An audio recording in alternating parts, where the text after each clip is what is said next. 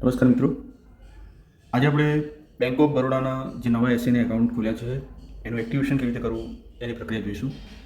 તો bank of બરોડામાં જે નવા એસએનએ એકાઉન્ટ ઓપન કરેલ છે તે એકાઉન્ટમાં બેંક એક્ટિવેશન પ્રક્રિયા પૂર્ણ કરાવવાની થાય છે.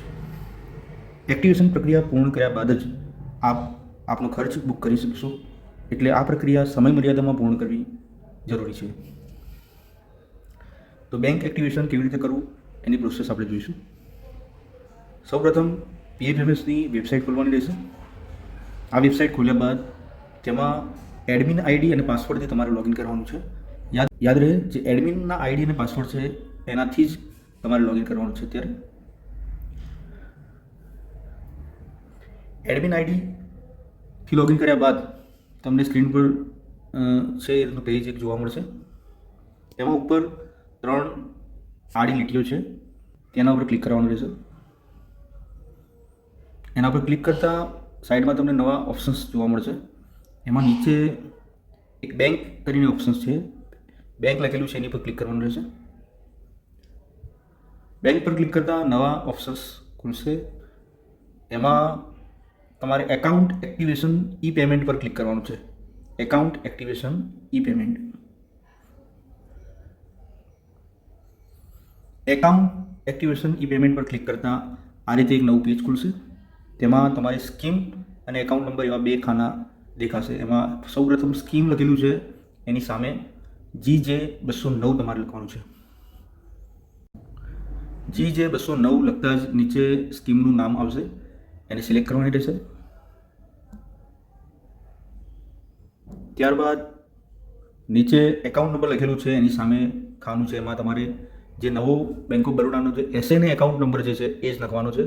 યાદ રાખશો મિત્રો, અહીંયા એકાઉન્ટ નંબર લખવામાં ખાસ ધ્યાન રાખવાનું, ખોટો એકાઉન્ટ નંબર ન લખાઈ જાય એનું ખાસ આપણે તકેદારી રાખવાની છે. તો અહીંયા આપણે એસએનએ એકાઉન્ટ નંબર લખીશું.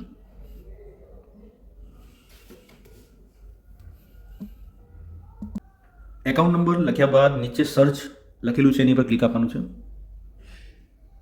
ત્યારબાદ આ રીતે પ્રોસેસિંગ બતાવશે.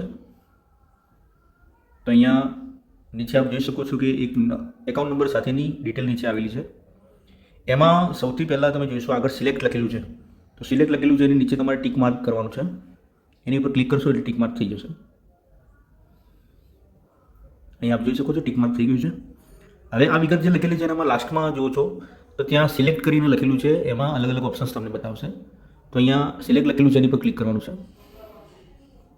તો આ રીતે આપણને 2 ઓપ્શન્સ જોવા મળશે. એક છે e payment using print advice અને બીજો છે e payment using digital signature. અત્યારે આપણે e payment using print advice પર ક્લિક કરવાનું છે. તો પ્રિન્ટ એડવાઇસને સિલેક્ટ કરીશું. ત્યારબાદ નીચે સબમિટ બટન લખેલું છે, એની પર તમારે સબમિટ આપવાનું છે.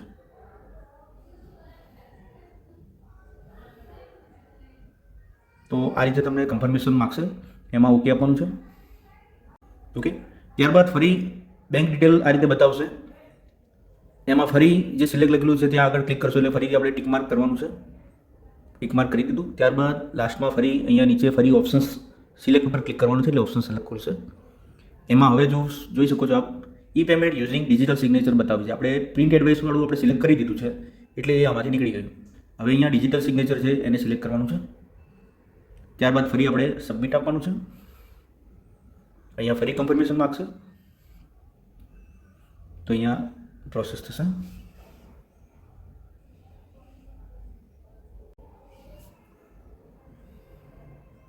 અહીંયા આપ નીચે જોઈ શકો છો કે અહીંયા e payment using digital signature, અહીંયા આપ નીચે જોઈ શકો છો કે e payment using digital signature અને e payment using print advice બંને એક્ટિવેટ થઈ ગયા છે. સ્ટેટસની અંદર આપ જોઈશો તો પેન્ડિંગ ફોર એક્ટિવેશન એપ્રુવલ બંનેની અંદર પેન્ડિંગ બતાવે છે. એટલા માટે કે આપણે અત્યારે જ કર્યું છે આ પ્રોસેસ, એટલા માટે થોડા સમય પછી અહીંયા સ્ટેટસમાં તમારે એક્ટિવેટેડ એવું ઓપ્શન્સ બતાવશે. તો આ આપણી એક પ્રોસેસ આપણા બેંક જે છે એને એક્ટિવેશન કરવાની હતી અને આ પ્રોસેસ કર્યા બાદ જ આપનો ખર્ચ આપણે બુક કરી શકીશું. તો આ પ્રોસેસ સમય મર્યાદામાં પૂર્ણ કરવી જરૂરી છે. આટલું કર્યા બાદ જ્યારે આપણા આ એકાઉન્ટમાં લિમિટ આવે છે ત્યારે આપણે PFMSમાંથી આપણે ખર્ચ બુક કરી શકીશું અને ખર્ચ બુક કરતાં પહેલાં આ એક્ટિવેશન પ્રોસેસ પૂર્ણ કરવી જરૂરી છે.